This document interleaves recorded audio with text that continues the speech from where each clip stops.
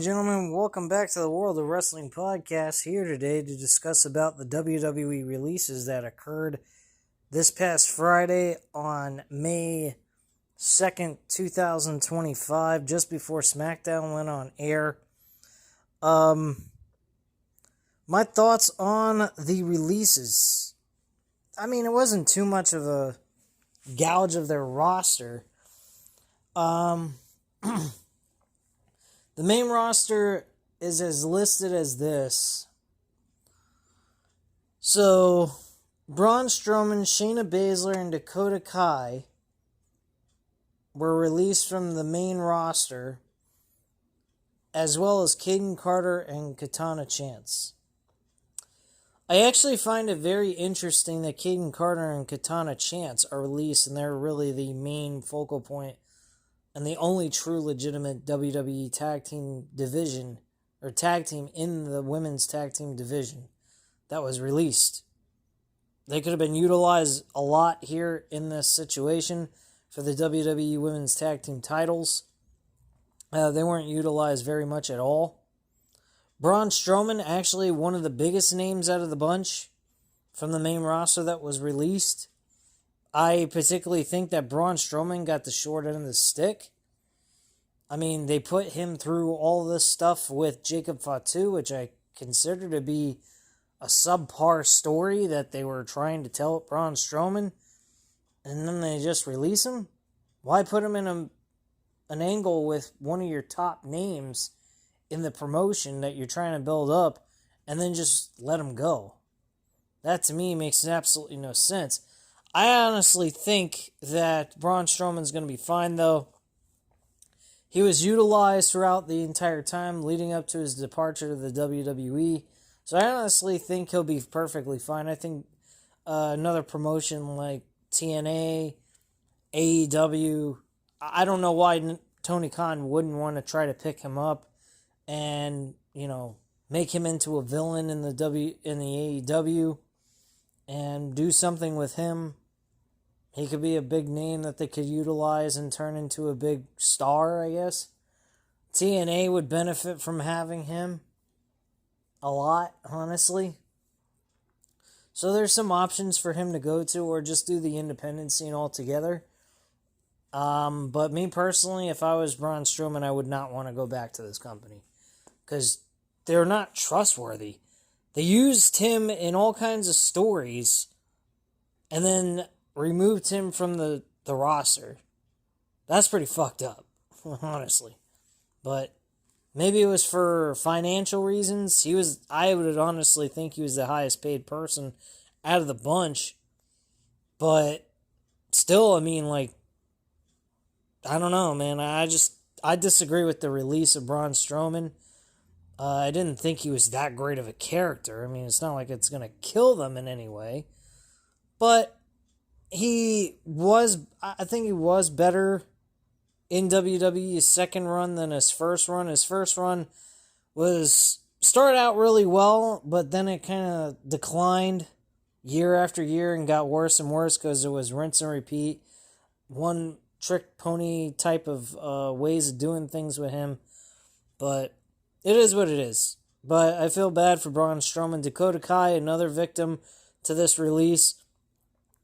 Dakota Kai was a good performer, but she was injury prone. That was the main reason why I think she was released. It makes a lot of sense.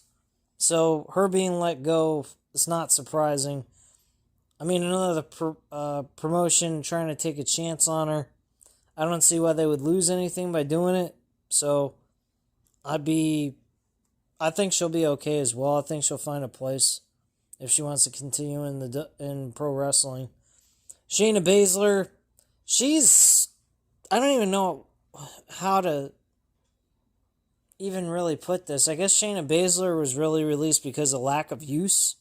And since they were paying her and not doing anything with her, they figured, let's let her go, which is a smart move.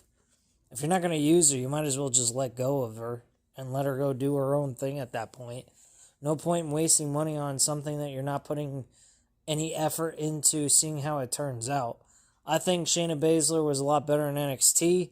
She would have been in the same boat as she was in NXT in the main roster if there was actual effort put behind her. But the focus on her was totally lackluster in all aspects of things on her. So she got lost in the shuffle and she was released. That's it, plain and simple. Katana Chance, Kaden Carter, like I said, they were really two wrestlers that were really good tag team partners in the women's division, but nothing came of it creatively. So honestly, I think that was a smart move to go. NXT, I'm not too familiar with. I am familiar with the Wolf group with Joe Coffey, Mark Coffey, and Wolfgang.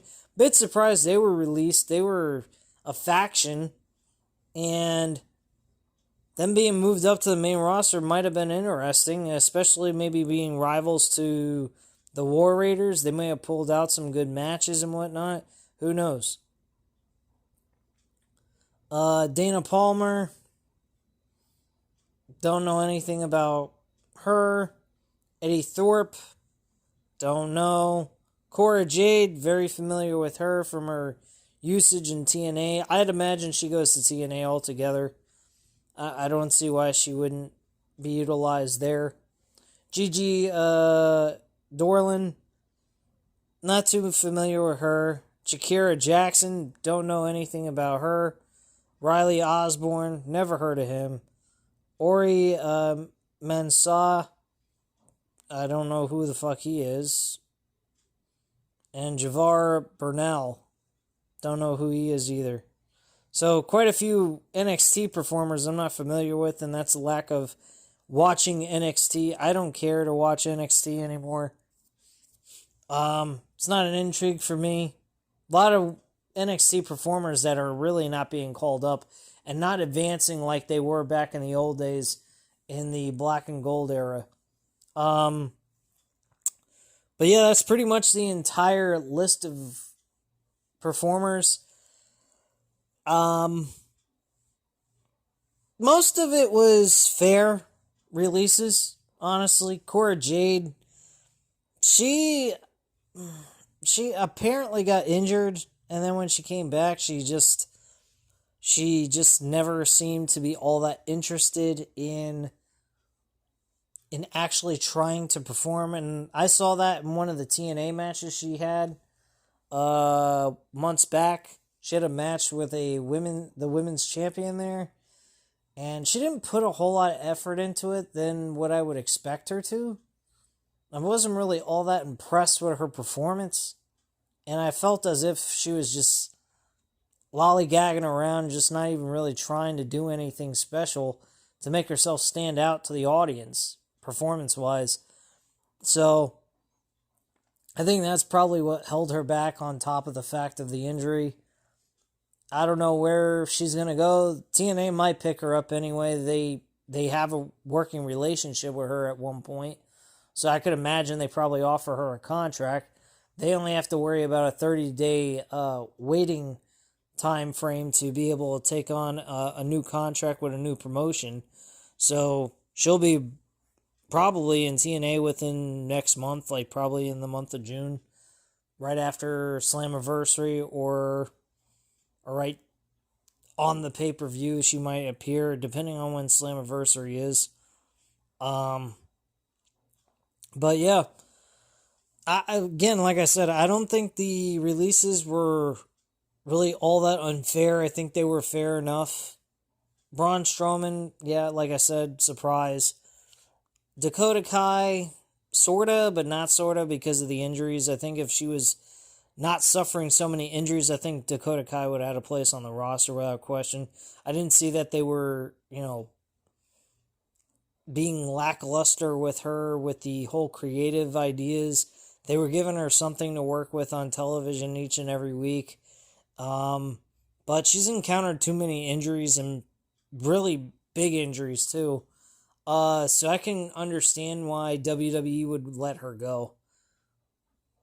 And like I said, everybody else just made sense. A lot of NXT performers that just didn't cut the mustard, didn't move up in the promotion, so they cut their losses and said, fuck it, we should just save some money and get rid of them. And that's it. Plain and simple.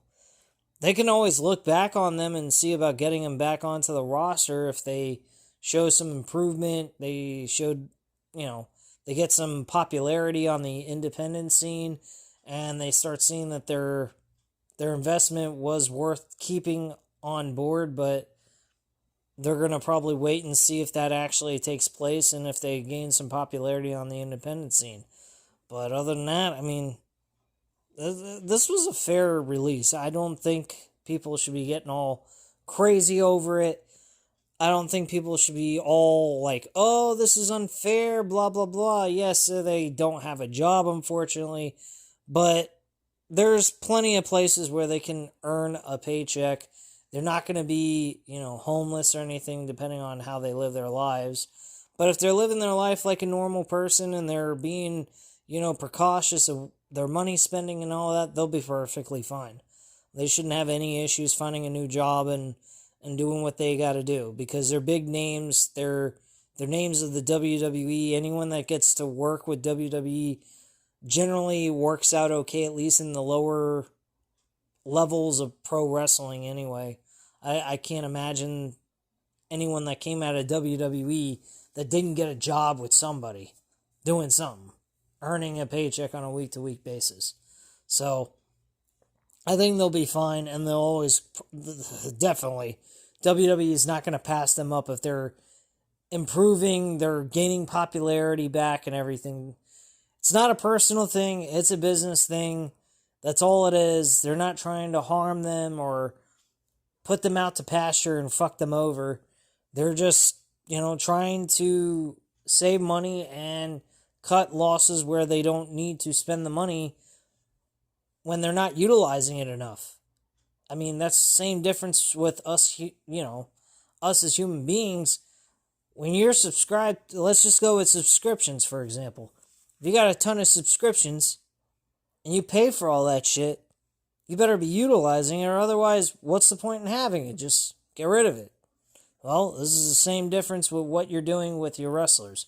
You hire these guys, you pay them a salary, you're not finding places to put them because you ain't got enough time and space to utilize them, then of course you're going to have to let them go.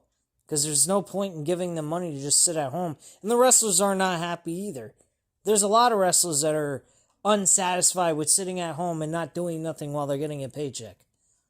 I mean, me, I'd be happy and ecstatic about it, but at the same time, I'd realize in the back of my head that that's not a good thing either, because then at the same time, you got to worry about taking the risk of getting released and not having a paycheck anymore. So you want to make sure that you have that consistent usage on television so that they have a reason to want to keep you on board. So it's very important that you get utilized while you're on a contract. And that's basically all there is to it. So at this time, guys, that's all I have to say at this point in time. So if you enjoyed this video, by all means, hit the like button, hit the subscribe button if you're not already subscribed to the channel, and leave a comment down below. I'll definitely get back to you on that. Thank you guys very much for watching, and have a great night, guys. Bye.